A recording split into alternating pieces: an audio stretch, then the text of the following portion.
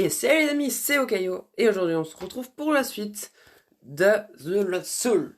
Donc dans le dernier épisode, nous nous étions arrêtés au moment où nous avions décidé de retourner dans la ville, la fameuse ville fantôme, ou la ville du monde dans lequel on se trouve, qui est donc le monde de d'Amshio, et on en a fait sa rencontre. On est arrivé à la ville et elle est sortie d'une maison. Donc on va voir ce qui va nous arriver maintenant.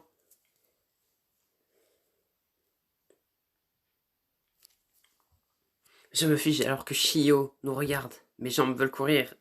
Mais si elle nous a pas encore vus, le mouvement ne fera qu'attirer son attention. Puis son regard nous survole et elle commence à ramper dans l'autre direction. Pfiou, elle a pas dû nous remarquer. Pourquoi elle était dans cette maison, à ton avis? Je ne sais pas, mais ça doit vouloir dire que la maison est importante pour elle. C'est peut-être bien ce que nous cherchons. Attends, tu ne veux quand même pas comprendre là-dedans? Je ne pense pas qu'on puisse y échapper. Ouais, si le monde de Chi... Si, c'est le monde de Shio. Si on veut trouver un moyen de s'échapper, les endroits importants pour elle pourraient nous aider. Ah, tant que ça ne nous aide pas à sortir d'ici, j'imagine que ça vaut le coup. Prudent et à l'affût du moindre signe de Shio, nous nous faufilons vers la maison en ruine et y rentrons. L'intérieur est sombre et calme. Il n'y a pas le moindre son si ce n'est le couinement du parquet sous nos pieds. L'endroit a l'air abandonné depuis des années. Qu'est-ce qu'on devrait chercher? Quoi que ce soit qui ressorte du reste. Doucement, nous commençons à chercher chaque salle devant laquelle nous passons, désespérés de trouver le moindre indice qui pourrait nous aider à nous échapper de ce monde. On n'a rien trouvé jusqu'ici et cette pièce a l'air tout aussi vide qu'elle est... Hein? Alors que je suis sur le point d'abandonner, un doux son perce le silence. Vous avez entendu? Oui. Qu'est-ce que c'est? Je n'aime pas ça. Je ne sais pas, mais je ne l'aime pas. Le son se fait de plus en plus fort, presque comme s'il se faisait plus proche de nous. On dirait un bébé en pleurs. Elle a raison. Qu'est-ce que ça veut dire? Pourquoi est-ce qu'on entend un bébé pleurer? C'est peut-être un bébé fantôme. Un bébé fantôme? Sérieusement? Pourquoi pas? On sait qu'il y a des fantômes dans ce monde. C'est triste de se dire que l'esprit d'un bébé soit incapable de quitter ce monde. C'est tellement flippant. Tu penses qu'il est avec nous, dans cette pièce? Probablement, si on peut l'entendre. Je n'aime pas ça. Le son n'est plus du tout silencieux. Il est si fort qu'il me perce les tympans. Ah, je sais pas combien de temps je pourrais tenir. Et les pleurs du bébé continuent à résonner dans les pièces de plus en plus près jusqu'à s'arrêter. Mes poils se hérissent à la sensation de quelqu'un ou quelque chose derrière moi. Oh non. Je sais que je devrais regarder, mais mes jambes refusent de bouger. Je suis gelé, effrayé par ce que je pourrais voir. Azusa se serre dans ses bras tandis qu'Ayuto ferme les yeux et que Kotomi jette un regard angoissé dans ma direction. Personne ne bouge. Enfin, je serre les dents et me force à me tourner. Arrête, je t'en prie, arrête. Qu'est-ce qui se passe? Rends-moi mon enfant, rends-le-moi. Alors que je cherche la pièce pour découvrir l'origine des voix, le bébé recommence à pleurer plus fort que jamais. Je t'en prie, aie pitié. Et le cri se coupe soudainement avec un terrible son d'éclaboussure. C'était... Les rires soudains me fait sursauter, je me tourne pour découvrir une ombre. L'ombre arrête de rire alors que nous la regardons et un silence de mort remplace le son funeste. Cette pièce. Sa voix est plus claire que les autres, mais étrangement, ça ne le rend pas plus aberrant. Pauvre enfant, misérable mère. Azusa, restez si vous voulez, mais moi je me casse. Elle court vers la porte et quitte la pièce en trombe. Attends! Il ne vaut mieux pas la laisser seule en dehors, on doit la trouver. D'ici à ce que nous atteignions le hall, Azusa est déjà hors de vue. Tu penses qu'elle a quitté la maison? Je ne sais pas, Shio est là, dehors, alors elle a peut-être trop peur de partir. Sépare-nous, cherchons-la. Je vais chercher ici et dehors, vous deux allez à l'étage. Tu vas arriver tout seul? On peut couvrir plus de terrain, se séparant. Je suis le plus âgé. Je m'en sentirai mieux en sachant que vous resterez ensemble. D'accord, reste en sécurité. Toi aussi. Sachant qu'il peut s'en sortir seul, le Kotomi nous dépêchons de remonter l'escalier grinçant ensemble. C'est quoi cette pièce? Un hôtel se trouve à l'entrée de la pièce. À part ça et le paravent, elle n'a pas l'air anormale. Je ne sais pas, mais je ne pense pas qu'Azusa soit ici. Nous avons vérifié les 3 pièces de l'étage, mais il n'y a aucun signe d'Azusa. Ayato ne nous a pas rappelé non plus. Où est-ce qu'elle a bien pu aller? Je me retourne vers la porte, mais Kotomi a l'air fasciné par la pièce. Il y a un tiroir aussi. J'imagine que ça ne va pas faire de mal de jeter un coup d'œil. La pièce a l'air bien différente des autres. Elle tire pour l'ouvrir, mais il refuse de bouger. C'est verrouillé. Peut-être que... Je me coupe alors qu'une main pâle surgit dans l'embrasure de la porte. Shio! Et vu où se tient Kotomi, elle va se faire repérer à coup sûr. Que faire?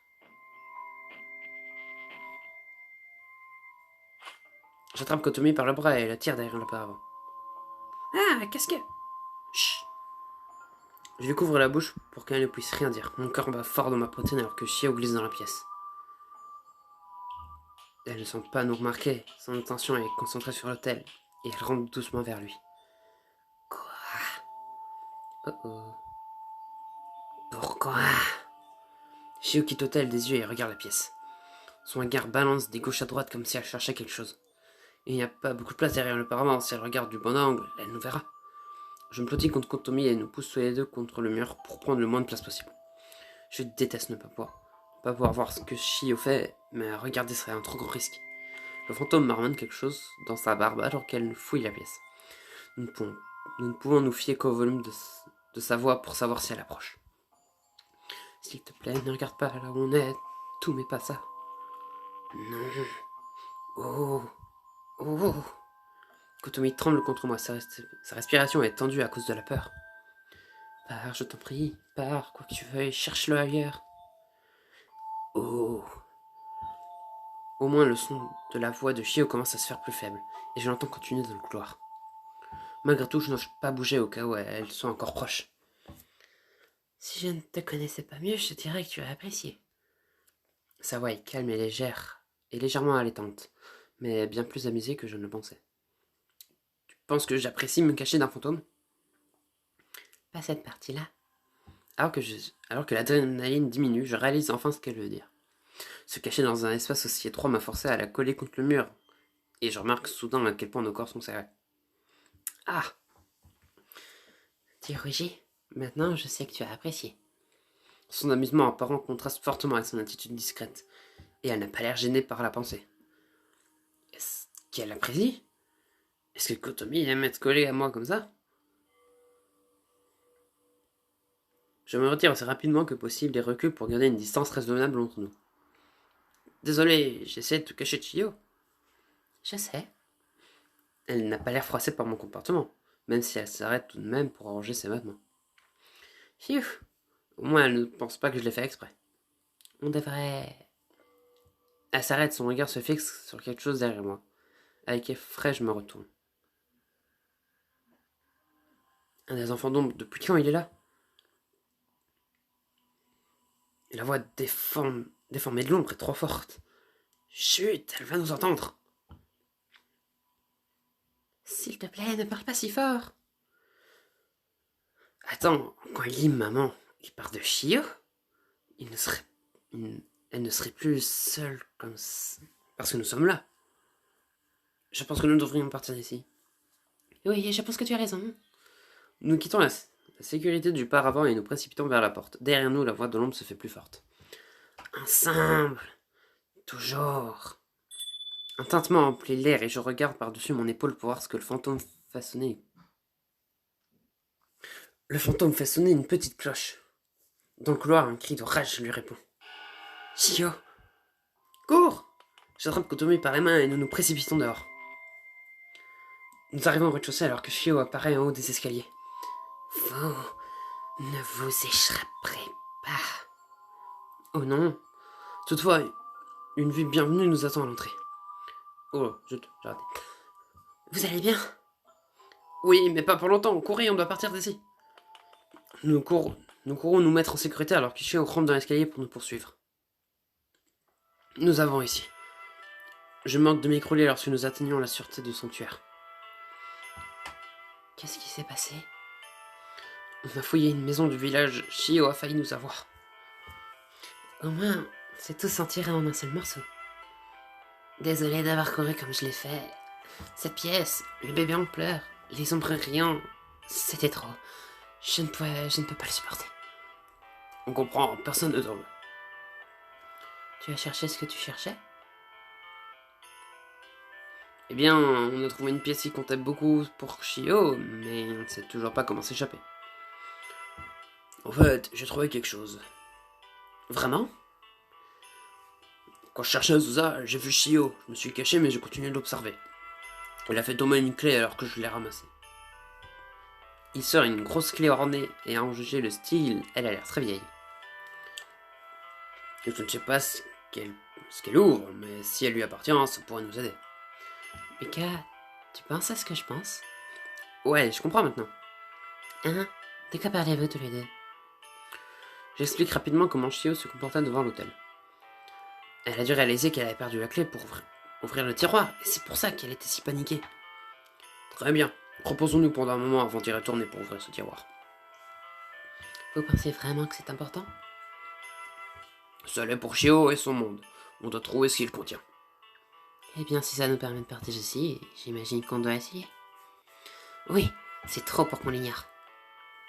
J'espère seulement que ça nous aidera à trouver le moyen de fuir de ce monde, de fuir le monde du crépuscule. Mika, je peux te parler un moment? Bien sûr, qu'est-ce qu'il y a? Suis-moi, j'ai quelque chose pour toi. Je suis Sayoko, plus profond dans le sanctuaire, où elle prend une amulette en cristal et me l'attend. Elle te protégera du mal. Surpris, j'accepte l'amulette et fais glisser mes doigts sur le cristal. Tu es sûr de toi? Oui, elle est bénie. Ça te permettra de repousser le pouvoir de Shio. Merci. Inutile de me remercier. Je veux simplement te protéger. Elle a toujours l'air aussi impassible, mais elle s'est donné tout ce mal pour me créer cette amulette. Derrière son attitude glaciale, est-ce qu'elle s'inquiétait pour moi? J'en ferai bon usage. Bien. Je ne sais pas si je pourrais en faire une autre. Alors je ferai en sorte qu'il compte. Merci. Avec le pouvoir de me protéger de Shio, je trouverai les réponses dont nous avons besoin pour nous échapper du monde du crépuscule. J'espère seulement que ça suffira. 2 heures plus tard, Ayato et moi nous tenons en dehors de la maison en ruine. Nous nous sommes mis d'accord sur le fait que nous n'avions pas besoin de tous venir, alors qu'Otomi et Azusa sont restés au sanctuaire avec Sayuko. Allons-y. La maison est calme et tranquille. Je me retourne pour regarder Ayato. La pièce est à l'étage du... Regarde! Son cri soudain me donne un haut le cœur. Ayato m'attrape par le bras et me tire vers la porte. Des mains fantomatiques se rapprochent de l'endroit où je me tenais. Reste avec moi. Ah, on dirait qu'on va devoir revenir plus tard. Tire-nous d'ici. Alors que nous nous précipitons loin de la maison, les ombres nous entourent. Oh non, non, pas maintenant. Ne courez pas. Quelque chose m'attrape le pied et je tombe en avant. Ah! Non! Les ombres se relèvent tout autour de moi et me tirent dans les ténèbres glaciales. La mort d'Irina me revient en tête alors que je me bats pour me libérer. Les ténèbres m'entourent et les cris d'Ayato se font plus faibles. Je serre l'amulette de Sayoko et prie pour que ça suffira. Est-ce que l'amulette me protégera ou est-ce la fin? Est-ce qu'Ayato arrivera à s'enfuir? Est-ce que cette maison garde réellement le moyen de sortir de ce monde? Découvrez-le dans le prochain chapitre. Et voilà la fin de notre petit chapitre. Alors c'est assez intéressant parce que c'est un des chapitres où on découvre quand même beaucoup de choses. Donc on trouve, Ayato trouve la clé grâce à Azusa qui s'est enfouie. Bon, de base, j'aurais possiblement dit qu'il n'aurait rien trouvé, mais finalement la fuite d'Azusa nous aura beaucoup aidé en fait. Et du coup, on a trouvé le fameux tiroir. Et après, ce qui pourrait se passer, c'est que la clé n'ouvre pas le tiroir, mais ça m'étonnerait. Et puis franchement, avec la scène qu'il y a maintenant, est-ce qu'on va vraiment mourir ou pas? Je ne pense pas qu'on va mourir. Vu qu'on nous a donné... Vu que... Comment elle s'appelle déjà? Je sais plus. Je sais plus comment elle s'appelle, mais vu que, vu que la chère dame nous a donné l'allumette, oui, l'amulette, eh bien normalement on en sera protégé. Mais ça, on verra si c'est vrai dans le prochain épisode. Si jamais vous avez aimé cet épisode, n'hésitez pas à vous abonner, à lâcher un like. C'était Okayo. Allez, salut!